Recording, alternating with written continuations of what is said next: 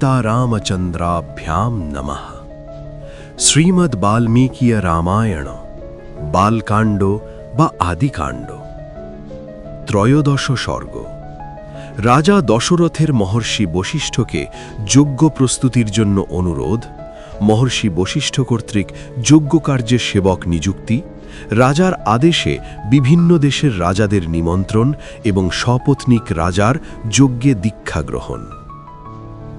আবার বসন্ত ঋতু ফিরে আসায় 1 বৎসর পূর্ণ হল। বীর দশরথ সন্তান কামনায় অশ্বমেধ যজ্ঞ করানোর জন্য বশিষ্ঠের কাছে গেলেন। প্রণাম ও বিধিপূর্বক অর্চনা করে সন্তান কামনায় তিনি দ্বিজশ্রেষ্ঠকে সুমিষ্ঠ বাক্যে বললেন, হে ব্রহ্মণ, মুনিশ্রেষ্ঠ, শাস্ত্রবিধি অনুসারে আমার যজ্ঞ সম্পাদন করুন। যজ্ঞে যেন কোনো বিঘ্ন না ঘটে তারও ব্যবস্থা করুন। আপনি আমার প্রতি স্নেহশীল, আমার পরম সুহৃদ এবং মহান গুরু, তাই উপস্থিত যজ্ঞের ভার আপনাকেই বহন করতে হবে। সেই দ্বিজশ্রেষ্ঠ রাজাকে বললেন, তাই হবে, আরও আপনার প্রার্থিত সকল কাজই করব। তখন বশিষ্ঠদেব যজ্ঞকর্মে নিপুণ বয়োবৃদ্ধ ব্রাহ্মণদেরকে, সুদক্ষ স্থপতিদিগকে, পরম ধার্মিক বয়স্কগণকে, নিপুণ শিল্পীদিগকে, সূত্রধরদিগকে, ভূমি খননকারীদের, জ্যোতিষীদের, অভিনেতা নৃত্যশিল্পীদের এবং শাস্ত্রজ্ঞ পবিত্র বহুশ্রুত ব্যক্তিদের বললেন, রাজার নির্দেশে আপনারা সুষ্ঠুভাবে যজ্ঞের জন্য নিজ নিজ কর্ম আরম্ভ করুন। শীঘ্রই সহস্র সহস্র ইষ্টক নিমন্ত্রণ করে আনয়ন করে রাজাদের বাসযোগ্য বিবিধ বৈশিষ্ট্যপূর্ণ গৃহ সকল নির্মিত হোক। ব্রাহ্মণদের জন্য নানা প্রকার অন্ন পান ভোজ্য সমন্বিত সুপরিকল্পিত শত শত রমণীয় গৃহ নির্মাণ করুন। আবার পুরবাসীদের জন্য সুবিস্তৃত এবং দূর দেশ থেকে আগত রাজাদের জন্য পৃথক পৃথক গৃহ সকল নির্মাণ করতে হবে।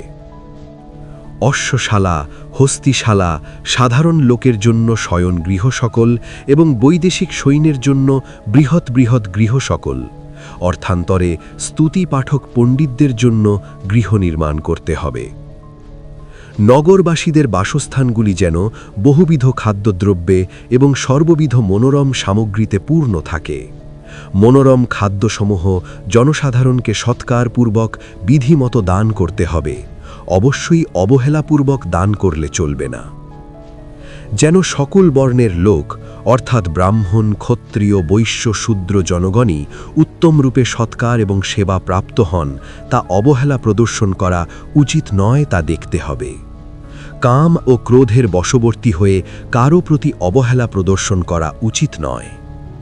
যে সকল ব্যক্তি এবং যে সকল শিল্পী যজ্ঞ কার্যে উৎসাহী, তাদেরও যথাক্রমে বড় ছোট বয়ক্রমানুসারে বা কর্মক্ষমতানুসারে বিশেষ রূপে সেবা করতে হবে। যার যতটা প্রাপ্য বিচার করে তাকে ততটুকু দিতে হবে। যারা বা যে কর্মীরা অর্থ এবং অন্ন দ্বারা পরিতৃপ্ত হয়, তারা সকল কাজই সুষ্ঠুভাবে সম্পন্ন করে, তাদের কোনো কাজেই ত্রুটি হয় না। অতএব আপনারা প্রীতিযুক্ত হৃদয়ে সেই কর্মীদের সঙ্গে ব্যবহার করুন। তখন সকলে এসে বশিষ্ঠের কাছে বললেন, সব কিছুই আপনার অভীষ্ট মতো সম্পন্ন করা হবে। আপনি যেরূপ বলেছেন সবই করব, কিছুই বাদ যাবে না। অতঃপর বশিষ্ঠদেব সুমন্ত্রকে আহ্বান করে বললেন, পৃথিবীতে যত ধার্মিক রাজা আছেন তাদের এবং ও ব্রাহ্মণ, ক্ষত্রিয়, বৈশ্য সহস্র সহস্র শূদ্রকে নিমন্ত্রণ করে আসুন। বিভিন্ন দেশের লোকেদের সমাদর করে নিয়ে আসুন। মিথিলার অধিপতি সেই সত্যবাদী বীর মহামহিম জনককে তার সঙ্গে পূর্বের সম্বন্ধ অর্থাৎ আত্মীয়তা স্মরণ করে আপনি নিজেই প্রথমে নিয়ে আসুন, এই কথাই আপনাকে বলতে চাই। তদ্রূপ স্নেহশীল, প্রিয়ভাষী, সদাচারী দেবপম কাশীরাজকে আপনি স্বয়ং নিয়ে আসুন। আরও মহারাজ দশরথের শ্বশুর পরম ধার্মিক বৃদ্ধ কেকয় রাজকে সপুত্র মহাসমাদরে নিয়ে আসুন। মহারাজ দশরথের বন্ধু মহাধনুর্ধর অঙ্গরাজ রোমপাদকে সপুত্র মহাসমাদরে নিয়ে আসুন।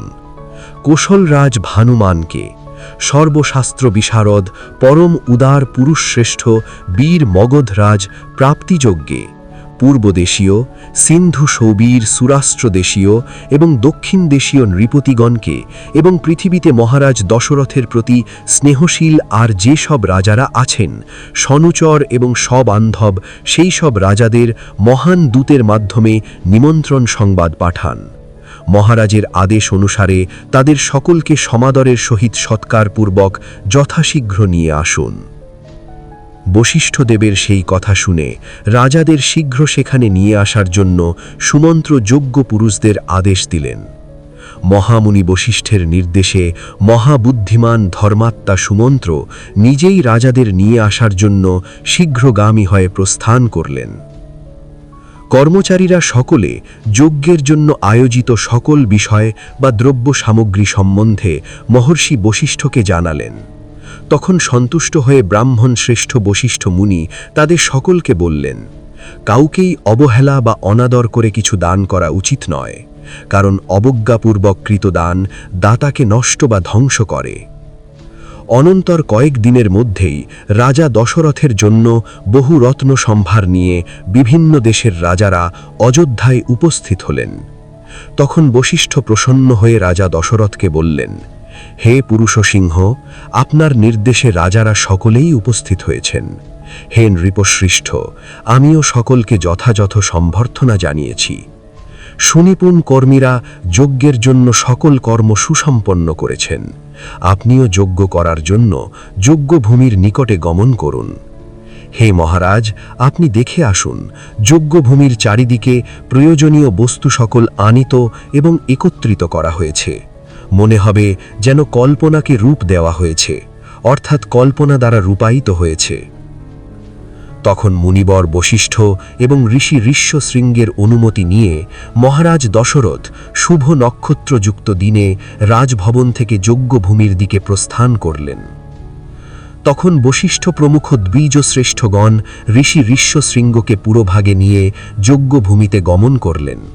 এতঃপর তারা শাস্ত্রবিধি অনুসারে যজ্ঞকর্ম আরম্ভ করলে শ্রীমান রাজা দশরথ মহিষীদের সঙ্গে যজ্ঞে দীক্ষা গ্রহণ করলেন। মহর্ষি বাল্মীকি বিরচিত আদিকাব্য রামায়ণের বালকাণ্ডে বা আদিকাণ্ডে ত্রয়োদশ সর্গ সমাপ্ত।